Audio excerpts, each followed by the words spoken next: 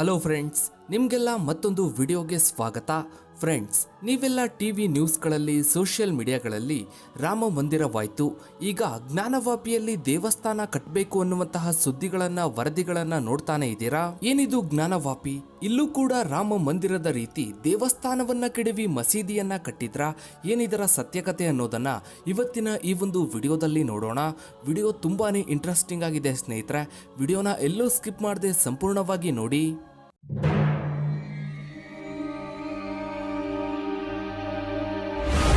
ಸ್ನೇಹಿತರೆ, ಜ್ಞಾನವಾಪಿ ಮಸೀದಿ ಈ ಹಿಂದೆ ದೇವಸ್ಥಾನವಾಗಿತ್ತು ಅನ್ನೋದು ಕೇವಲ ಭಾರತೀಯರಿಗೆ ಅಷ್ಟೇ ಅಲ್ಲದೆ ಇಡೀ ಪ್ರಪಂಚಕ್ಕೆ ಗೊತ್ತಿರುವಂತಹ ಒಂದು ಸತ್ಯ.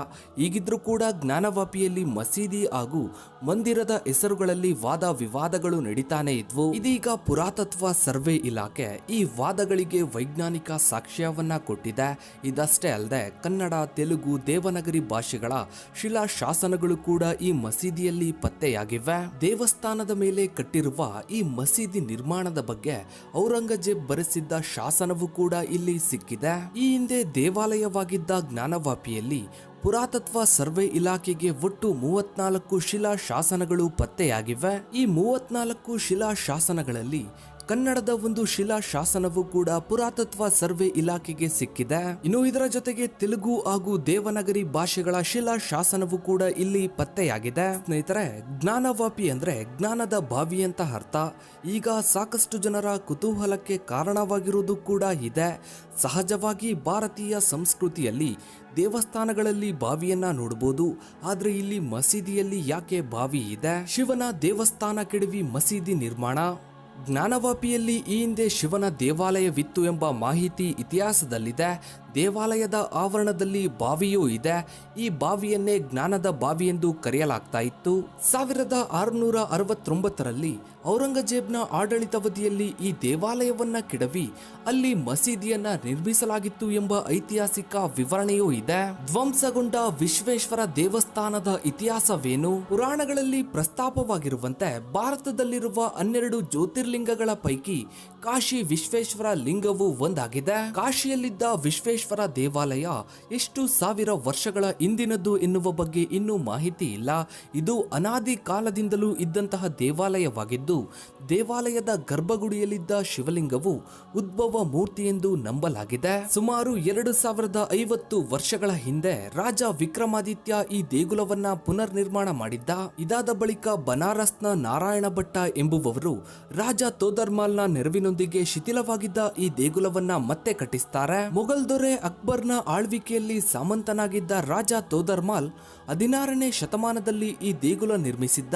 1669 ಏಪ್ರಿಲ್ 18ರಂದು ಫರ್ಮಾನ್ ಹೊರಡಿಸಿದ್ದ ಔರಂಗಜೇಬ್ ಈ ದೇವಸ್ಥಾನವನ್ನ ಕೆಡವಿ ಈ ಜಾಗದಲ್ಲಿ ಮಸೀದಿಯನ್ನ ಕಟ್ಟೋದಕ್ಕೆ ಆದೇಶ ಕೊಡ್ತಾನೆ. ದೇಗುಲದ ಅವಶೇಷದ ಮೇಲೆ ಮಸೀದಿ ನಿರ್ಮಾಣ ಮಾಡಲಾಗುತ್ತೆ. ದೇವಸ್ಥಾನದ ಹಲವು ಸ್ತಂಭಗಳು, ಮೂರ್ತಿಗಳನ್ನ ಹಾಗೆ ಬಿಡಲಾಗುತ್ತೆ. ದೇಗುಲದ ಕೆಲವು ಕಂಬಗಳನ್ನ ಬಳಸಿಕೊಂಡು ಗೋಡೆಗಳನ್ನ ನಿರ್ಮಿಸಲಾಯಿತು.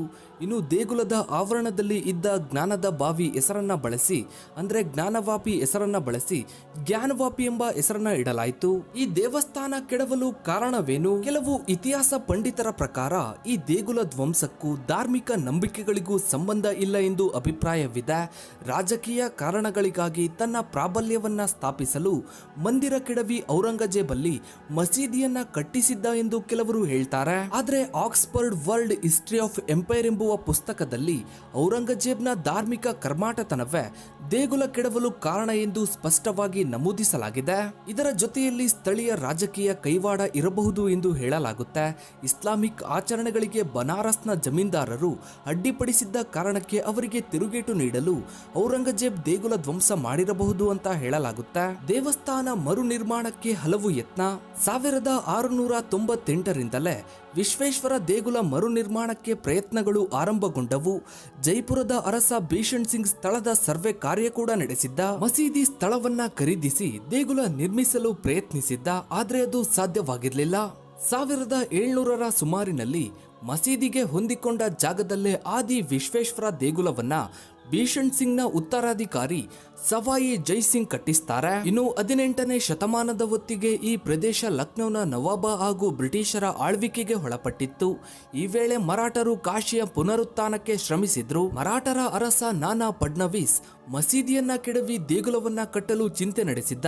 ಆದ್ರೆ ಅದು ಕೂಡ ಸಾಧ್ಯವಾಗಿರಲಿಲ್ಲ. ಬ್ರಿಟಿಷ್ ಕಾಲದಲ್ಲಿ ಹಿಂದೂ ಮುಸ್ಲಿಂ ದಂಗೆಗಳು ಶುರುವಾಗಬಹುದು ಎಂಬ ಭೀತಿಯಿಂದ ಮಸೀದಿಯನ್ನ ಧ್ವಂಸ ಮಾಡಿ ದೇಗುಲವನ್ನ ನಿರ್ಮಿಸಲು ಸಾಧ್ಯವಾಗಲಿಲ್ಲ. 18ನೇ ಶತಮಾನದ ಅಂತ್ಯದಲ್ಲಿ ಅಹಲ್ಯಬಾಯಿ ಹೋಳ್ಕರ್ ಅವರು ಜ್ಞಾನವಾಪಿ ಮಸೀದಿ ಪಕ್ಕದಲ್ಲೇ ಕಾಶಿ ವಿಶ್ವನಾಥ ಮಂದಿರವನ್ನ ನಿರ್ಮಿಸಿದರು.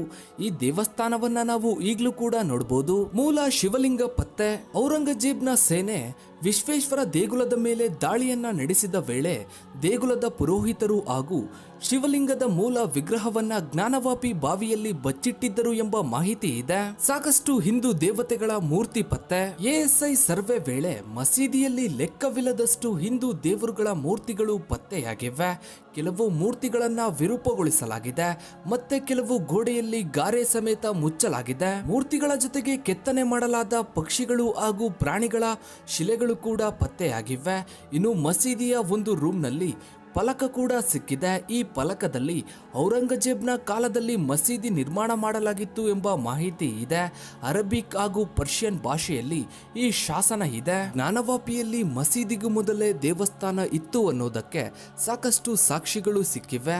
ಇಲ್ಲೂ ಕೂಡ ರಾಮ ಮಂದಿರದ ರೀತಿಯಲ್ಲಿ ಮಸೀದಿಯನ್ನ ಕೆಡವಿ ಮತ್ತೆ ದೇವಸ್ಥಾನವನ್ನ ಕಟ್ಬೋದಾ ಇಲ್ವಾ ಅನ್ನೋದನ್ನ ಕಾದು ನೋಡಬೇಕಿದೆ. ಇದಾಗಿತ್ತು ಸ್ನೇಹಿತರೆ ಇವತ್ತಿನ ಈ ಒಂದು ವಿಡಿಯೋ. ಈ ಒಂದು ಮಾಹಿತಿ ನಿಮ್ಗೆ ಇಷ್ಟ ಆಗಿದ್ರೆ ತಪ್ಪದೆ ನಿಮ್ಮ ಅನಿಸಿಕೆ ಅಭಿಪ್ರಾಯಗಳನ್ನ ಕಮೆಂಟ್ ಸೆಕ್ಷನ್ ಅಲ್ಲಿ ಕಮೆಂಟ್ ಮಾಡಿ. ಹಾಗೆ ವಿಡಿಯೋಗೊಂದು ಲೈಕ್ ಮಾಡ್ತಾ ವಿಡಿಯೋನ ಆದಷ್ಟು ಎಲ್ಲ ಕಡೆ ಶೇರ್ ಮಾಡಿ.